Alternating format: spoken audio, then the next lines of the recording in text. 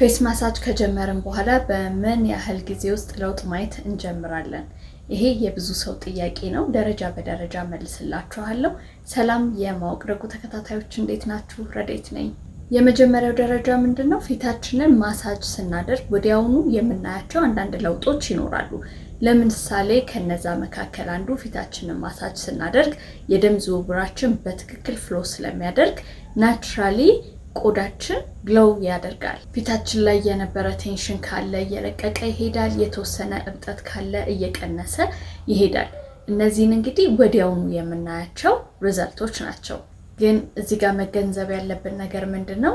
ለጊዜው ነው እንጂ እንደዚህ የሚሆነው ካቆምነው ሁልጊዜ ፊታችን እንደበራ ይቀጥላል። እዛ ነው ብዙ ጊዜ በየቀኑ አድርጉት፣ ልምድ አድርጉት የምላችሁ።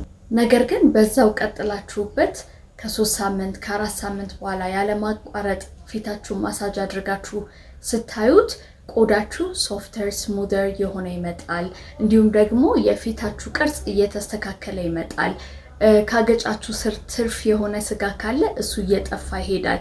የፊታችሁ ቅርጽ በአጠቃላይ ቆንጆ እየሆነ ይመጣል። ቺክ ቦናችሁ ወጣ ይላል። እዚህ ጋር ያሉ ትርፍ ስጋዎች እየቀነሱ ይሄዳሉ። እብጠት ካለ ይቀንሳል በደንብ። በተለይ ጧት ከእንቅልፋችሁ ስትነሱ የፊት እብጠት የሚባለውን ነገር አታዩትም። አይናችሁ ስር የነበረ ጥቁረት ካለ እየደበዘዘ መሄድ ይጀምራል። አይናችሁ ስር ማበጥ ያቆማል። ስለዚህ ቆንጆ የሆነ የቆዳ ቴክስቸር እና የፊት ቅርጽ እየያዛችሁ መምጣት ትጀምራላችሁ። ይሄ ከ3 ሳምንት እስከ 4 ሳምንት ያለው ሂደት ወይንም ደግሞ የምታገኙት ውጤት ነው። ትክክለኛው ትራንስፎርሜሽን የሚጀምረው እንግዲህ ከ4ኛው ሳምንት በኋላ ነው።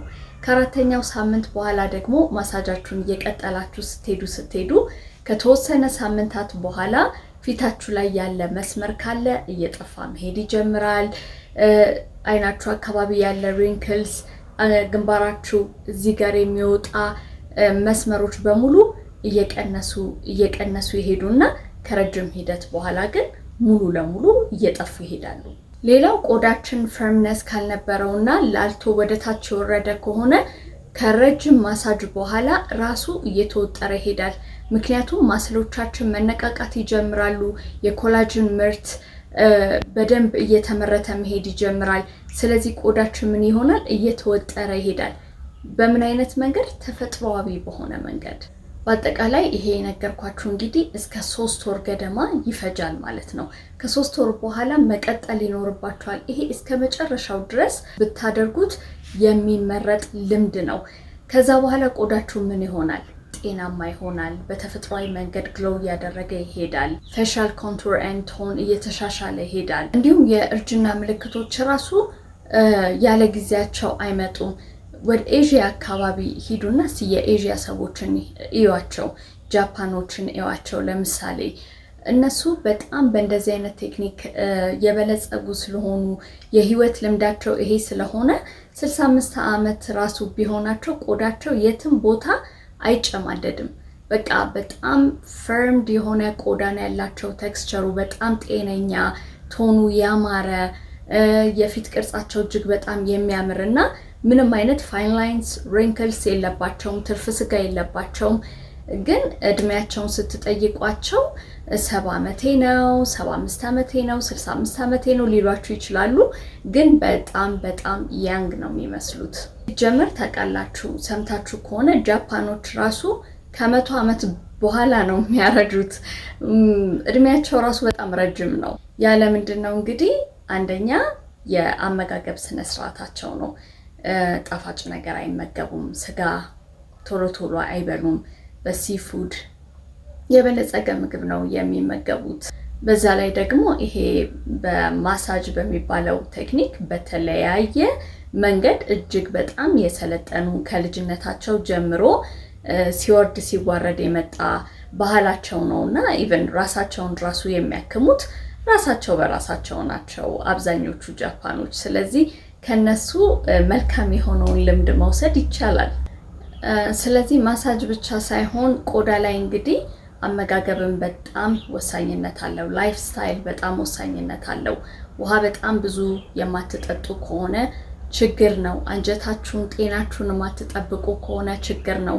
በየቀኑ ስኳር ያለበት ነገር የምትመገቡ ከሆነ ፕሮሰስድ ፉድ የምትመገቡ ከሆነ እሱም ችግር ነው። ቆዳችሁን ወዲያውኑ እንዲያረጅ ነው የሚያደርገው። ስለዚህ አመጋገባችሁ ላይ በጣም በጣም በጣም ጥንቃቄ ያስፈልጋል። በየቀኑ እኔ ማሳጅ እያደረኩኝ አመጋገቤን ግን ማላስተካከል ከሆነ ላይፍ ስታይሌ ትክክል የማይሆን ከሆነ ስቲል ቆዳዬ ላይ ጥሩ ውጤት አላመጣም። ላይፍ ስታይል ስላችሁ ያው አልኮሆል፣ ማጨስ ይሄንን ዴይ ቱ ዴይ የምታደርጉት ከሆነ ቆዳችሁ ጥሩ አይሆንም።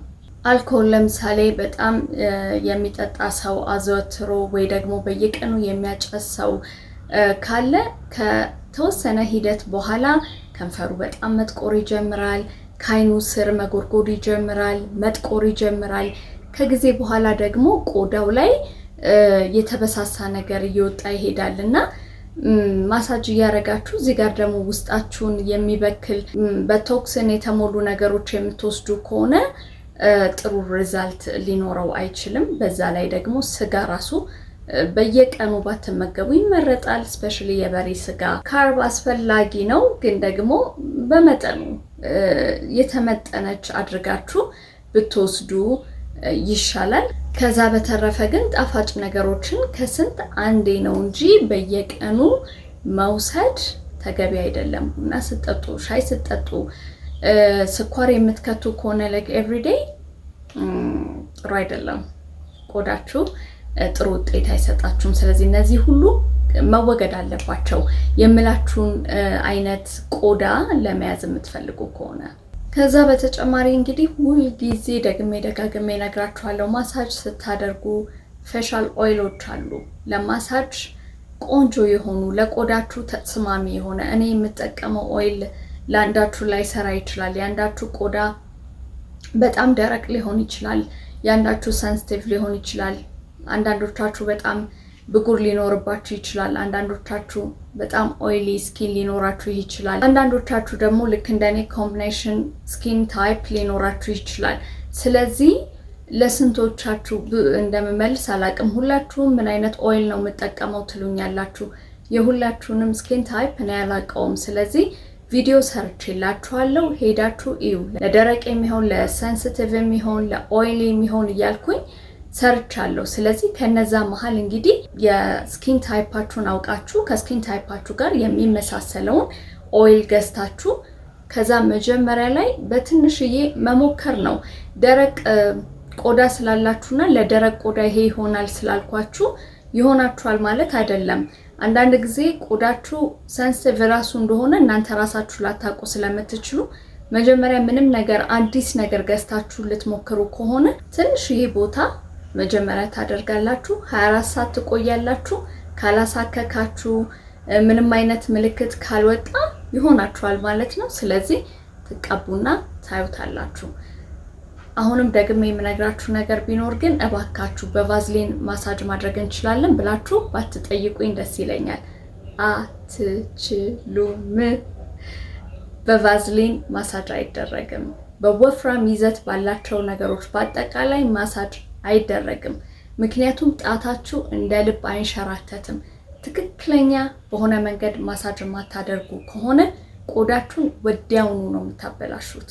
ከዛ በተረፈ ከታች ወደ ላይ ሁልጊዜ እንደምነግራችሁ፣ አለበለዚያ ከዚህ ኮርነር ተነስታችሁ ጆሮአችሁ ጥግ ድረስ ከዛ በኋላ እስከ ኮለር ቦናችሁ ድረስ እንደዛ ነው ማሳጅ የሚደረገው። ማሳጅ የራሱ የሆነ ህግ ስርዓት አለው። ሌላው እንግዲህ ፊታችንን ከሚያበላሹት ነገሮች አንዱ እብጠት ነው። እብጠትም እንግዲህ እንዲቀንስ ማሳጅ አንዱ ትልቁ መፍትሄ ነው ብያችኋለሁ። አንዳንድ ጊዜ ፍሉዶች ይጠራቀማሉ። በተለይ እዚህ አንገታችን አካባቢ፣ አይናችን ስር ፍሉድ ይጠራቀማል። ስለዚህ ማሳጅ በምናደርግበት ጊዜ የሊምፋቲክ ፍሰትን እንዲሻሻል እናደርገዋለን። ጠቃሚ መረጃ እንደሰጧችሁ ተስፋ አደርጋለሁ። ይሄንን በደንብ ካዳመጣችሁኝ በትክክል ውጤቱን ታገኙታላችሁ። ሌላው ደግሞ እኔ የምነግራችሁ ነገር ኦቨርናይት ለውጥ አያመጣም። ናቹራል በሆነ መንገድ ለውጥ የምታመጡትን ነገር ስለሆነ እኔ የምነግራችሁ ትዕግስተኛ መሆን ይጠበቅባችኋል። ይሄ በቀን የምታደርጉት ቀስ እያለ በሂደት ለውጥ የምታዩበት ነው እንጂ አንድ ቀን አድርጋችሁት ስኪናችሁ ግሎ ስላደረገ በቃ ሁል ጊዜ እንደዚህ ፊት ያበራል የሚባል ነገር የለም። መፍራት ያለባችሁ በአንድ ቀን ለውጥ የሚያመጣ ነገርን ብቻ ነው እንጂ ተፈጥሯዊ መንገድ ትዕግስት ቢጠይቅም ለውጡ ግን እስከ መጨረሻው ነው። በዛ ላይ ደግሞ ምንም አይነት የጤና እክል አያስከትልባችሁ። በሌላ ቪዲዮ እስከምመጣ ድረስ ባይ ባይ።